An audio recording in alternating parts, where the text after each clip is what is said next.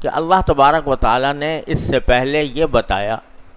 اس دعا سے پہلے یہ بتایا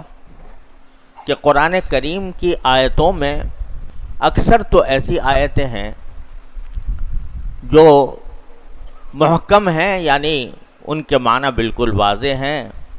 اس میں کسی سوچ بچار کی بھی ضرورت نہیں ہے، آدمی کو عربی آتی ہو تو فوراً اس کا مطلب سمجھ جائے گا، وہ محکمات کہلاتی ہیں ایسی آیتیں۔ کتاب احکمت آیاتہ ثم فصلت من لدن حکیم خبیر، تو اکثر تو محکمات ہی ہیں، یعنی ان کا مطلب آدمی کی سمجھ میں آسانی سے آ جاتا ہے، کوئی دشواری نہیں ہوتی۔ اور دوسری قسم کی آیتیں وہ ہیں جن کو قرآن کریم نے فرمایا کہ یہ متشابہات ہیں۔ متشابہات کے معنی یہ ہیں کہ ان کا لفظی ترجمہ تو چاہے سمجھ میں آ جائے، لیکن ان کی حقیقت اور ان کی کنہ انسان کی سمجھ سے بالا تر ہے۔ وہ سمجھ انسان کی اندر صلاحیت ہی نہیں ہے کہ اس کی حقیقت کو سمجھے، اس حقیقت کا ادراک کرے۔ مثلا اللہ تعالیٰ نے جگہ جگہ اپنی قدرت کا، اپنی حکمت کا، ان چیزوں کا ذکر کیا ہے، تو اللہ تبارک و تعالیٰ موجود ہے، وہ کائنات کا خالق ہے، اس نے سارے انسانوں کو پیدا کیا، ساری کائنات کو پیدا کیا، یہ تو بالکل قرآن میں جگہ جگہ لکھا ہوا ہے اور اس کے معنی سمجھنے میں کوئی دشواری نہیں ہے۔ لیکن بعض آیتیں ایسی آتی ہیں کہ ترجمہ تو سمجھ میں آ گیا ان کا، لیکن اس کی حقیقت کیا ہے یہ پتہ نہیں چلتا، انسان کے بس سے باہر ہے۔ مثلا اب یہی کہا کہ اللہ تعالیٰ جب کسی چیز کا ارادہ فرماتے ہیں تو کن کہہ دیتے ہیں، وہ ہو جاتی ہے۔ اب کن کس طرح کہتے ہیں، کیا اس کی کیفیت ہوتی ہے اور کس طرح وہ ہو جاتی ہے، عدم سے کیسے وجود میں آ جاتی ہے، اس کی کیفیت کیا ہے، اس کی حقیقت کیا ہے، کس طرح ہوتا ہے، یہ ہمارے آپ کی سمجھ سے بالا تر ہے۔ قرآن نے کہا کہ اللہ تعالیٰ نے زمین پیدا کی، آسمان پیدا کیا، پھر عرش پر بیٹھ گیا۔ اب عرش کیا چیز ہے اور عرش پر بیٹھنے کا کیا مطلب ہے، اور وہ کس طرح بیٹھا؟ وہ کوئی انسان تو ہے نہیں، کوئی جسم تو ہے نہیں، کوئی ایسی چیز تو ہے نہیں کہ وہ عرش پہ بیٹھ جائے جا کے۔ تو جو مطلب ہماری سمجھ میں آتا ہے لفظی ترجمہ کہ عرش پر بیٹھ گیا، تو لفظی ترجمہ سمجھ میں آ گیا، لیکن اس کی حقیقت کیا ہے، کیسے بیٹھا؟ آیا اس طرح بیٹھا جیسے کہ ہم اس کرسی پہ بیٹھے ہیں، زمین پہ بیٹھے ہیں؟ العیاذ باللہ، یہ تو ہو ہی نہیں سکتا، کیونکہ اللہ تبارک و تعالیٰ کی ذات اس بات سے بالکل ماورا ہے، وہ کوئی جسم نہیں ہے۔ اللہ نور السماوات والارض، تو وہ کوئی جسم نہیں ہے، وہ تو ایک ایسی حقیقت ہے کہ جس کا ادراک ہمارے آپ کی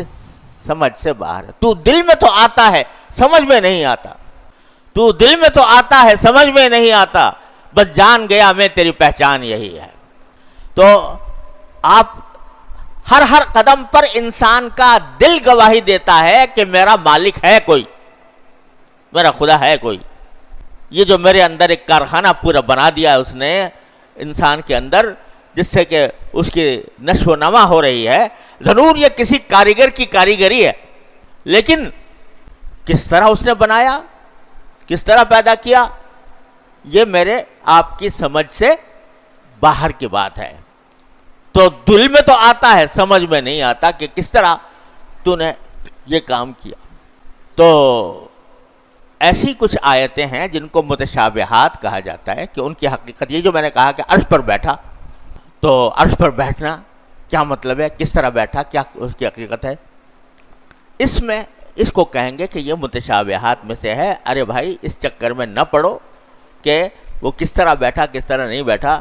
اس کی حقیقت کیا ہے، تمہاری عقل محدود ہے، وہ اس کا تصور کرنے سے عاجز ہے۔ لیکن قرآن کہتا ہے اسی دعا سے پہلے کہ وَأَمَّا الَّذِينَ فِي قُلُوبِهِمْ زَيْغٌ فَيَتَّبِعُونَ مَا تَشَابَهَ مِنْهُ ابْتِغَاءَ الْفِتْنَةِ وَابْتِغَاءَ تَأْوِيلِهِ۔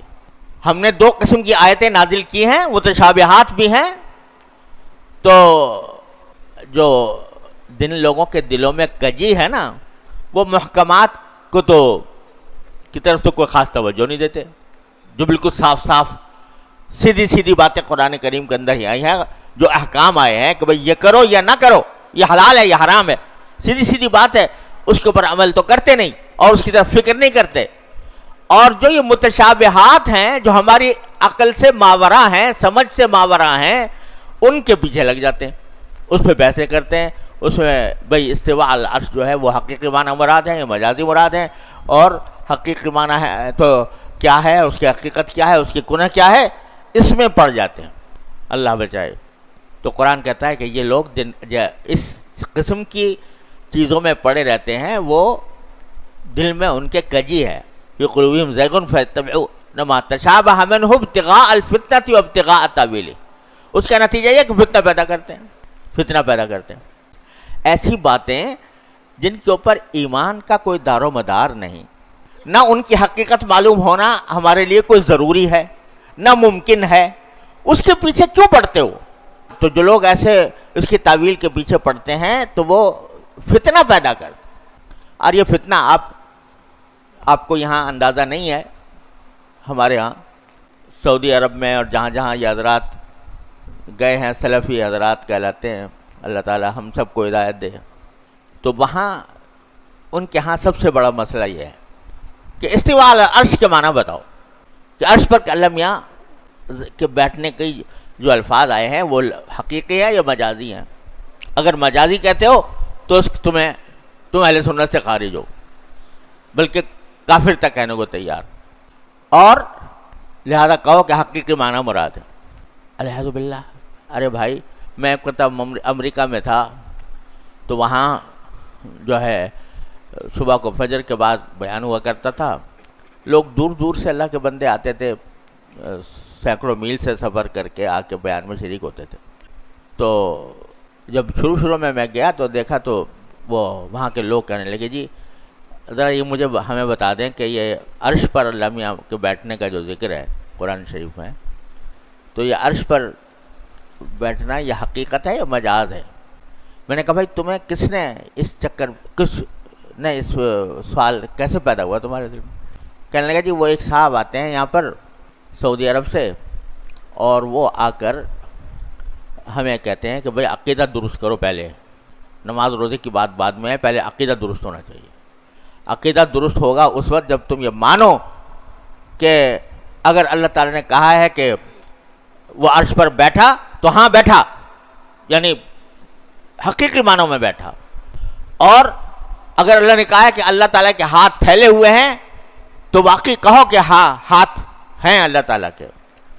جب تک یہ نہیں کرو گے اس تک مسلمان نہیں ہوں گے۔ تو اس واسطے وہ اگر کوئی ان سے بات کرتا ہے تو وہ کہتے ہیں قرآن میں تو یہ ہے اور حدیث میں یہ ہے، اور یہ بحث انہوں نے چھیڑ رکھی ہے۔ اب وہاں اللہ کے بندوں کو نماز پڑھنے کا طریقہ نہیں آتا، ان کو حلال حرام کے مسائل پتہ نہیں ہے، ان کو نکاح طلاق کے مسائل پتہ نہیں ہے، ان کو آداب و مستحبات اور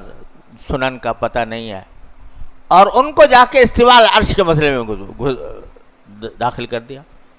تو میں نے کہا بھائی آئندہ وہ تشریف لائیں تو میری سے ملاقات کرا دینا۔ تو وہ عرب تھے تو میری پھر ملاقات انہوں نے کرا دی ایک دن فجر کے بعد۔ تو میں نے ان سے بڑی دردمندی سے کہا، میں نے کہا بھائی ایک بات بتائیے کہ یہ جو آپ یہاں پر لوگوں کے اندر استواء العرش کا مسئلہ پھیلائے ہوئے ہیں، تو یہ بتائیے کہ ان کو نماز ان کو نہیں آتی پوری طرح، اور سنن و مستحبات کا ان کو علم نہیں، نکاح طلاق کے مسائل ان کو نہیں معلوم، حلال حرام کے مسائل معلوم نہیں، یہی سب سے زیادہ آپ کو سب سے زیادہ مسئلہ ہے کہ سب سے پہلے آپ ان کو آ کے سکھائیں کہ عرش پر بیٹھیں گے اللہ میں کیسے بیٹھیں گے۔ کہنے لگے جی عقیدہ ہے یہ، تو عقیدہ جو ہوتا ہے وہ عمل پر مقدم ہوتا ہے۔ میں نے کہا یہ ایسا عقیدہ ہے کہ جس کے بارے میں قبر میں پوچھا جائے تم سے کہ بھائی استواء العرش کے معنی کیا ہے؟ قبر میں پوچھا جائے گا، حشر میں پوچھا جائے گا، اللہ تعالیٰ وہاں جا کے پوچھیں گے تم کیا عقیدہ رکھتے تھے استواء العرش کے بارے میں؟ یہاں سٹی گم ہو گئی۔ میں نے کہا عقیدے کی بھی دو قسمیں ہوتی ہیں، ایک عقیدہ وہ ہے جس کے اوپر ایمان لائے بغیر انسان کی نجات نہیں ہو سکتی، ایک عقیدہ تو ہے لیکن ایسا نہیں ہے کہ اس کو وہ مدار نجات ہو، نجات اس کے بغیر نہ ہو سکتی ہو۔ آپ نے کس بحث میں لوگوں کو ڈال رکھا ہے؟ کافی دیر الحمدللہ سمجھانے کے بعد اللہ تعالیٰ نے ان کے دل میں بات ڈالی۔ میں نے کہا بھائی یہاں ان کو سیدھی سیدھی دین کی باتیں سکھاؤ،